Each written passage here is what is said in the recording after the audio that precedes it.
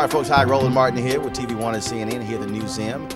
And we just finished an exciting panel at 2009 Broadband Summit. But first off, gentlemen, get your names. Who are you with? I'm Julius Hollis, Chairman of the Alliance for Digital Equality. Larry Cohen, President, Communications Workers of America. Your assessment of the summit in terms of what the speakers had to say, but also, really more importantly, moving forward. What's the next step on this whole issue of broadband to underserved communities? Well, I think that's a great question, Roland. I think working with our coalition partners, CWA, and our other coalition members, the Alliance's goal will be to essentially create programs to heighten digital literacy, to empower communities that are underserved and unserved in order to foster an environment in which neighborhoods in Main Street America are involved in this shift in this paradigm as it relates to this information age. So for us, in terms of speeding the delivery of vital services such as healthcare, education, public safety, extremely important as this paradigm shifts in our society. It is extremely important that we not have a dysfunctional community outside our society, because if that happens, it will be extremely difficult for us to really recalibrate the socioeconomic values that our democracy holds so dear. Well, lots of things on the agenda. The FCC broadband plan coming up in the next few months. Our view is that this kind of coalition, working with ADE, other partners that were at the summit today, that we can make a difference in what that plan looks like. We can aim higher. We can bring 21st century broadband across this country. Right now we're falling behind in the global economy. We think together we can help catch up with good public policy, with good partnerships between the private sector, public sector. Our members, some 300,000, half our members almost, help build and maintain the internet across the country.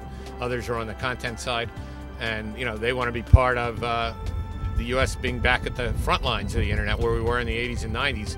Now we're way back there, 16th in access, 29th when you measure speed, and all that affects jobs, the economy, and as Julia said, education, healthcare, the kinds of services that are possible now, that are impossible still for most Americans. One of the issues that jumped out was the whole notion of relevance and trying to get the average person to understand how broadband plays a critical role in their life. And so moving forward, how do you see having that conversation, not with policymakers, not with academics, not with folks on the business side, but with the consumers, the users, to have a better understanding so they can get the relevance of this issue? Again, a great question. I think through the programs that we've started at the Alliance for Digital Equality in Main Street America, through our Digital Empowerment Councils in about 9 cities, we've come up with a blueprint in which we go into communities and work with local leaders, with public school teachers, with doctors, with social engineers, and with ministers and faith-based organizations, to really get them to really understand that as this information age begins to really jettison throughout this 21st century, that we have to redefine job-related skills of workers, of African Americans, of Latinos, of blue-collar workers, of middle-class America, because with the unparalleled hardships now because of this recession, we simply have to redefine the landscape in terms of work skills, in terms of enhancing our workforce to look at different ways to reset their job training skills.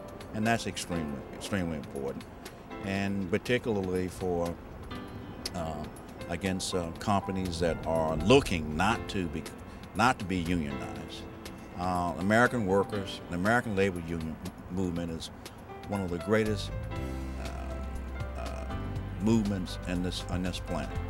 And we cannot allow workers to be disenfranchised as they were over the last 8 years.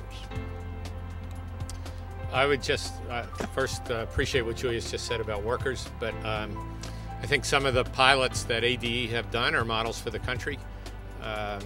We saw here today a video from Clayton County, Georgia, where ADE really led the way in developing a program to get high-speed internet into every school, and now trying to get laptops to every student to actually show how that can help transform, not by itself. We need teachers, we need content obviously, but how that can help transform education and again, in an underserved community.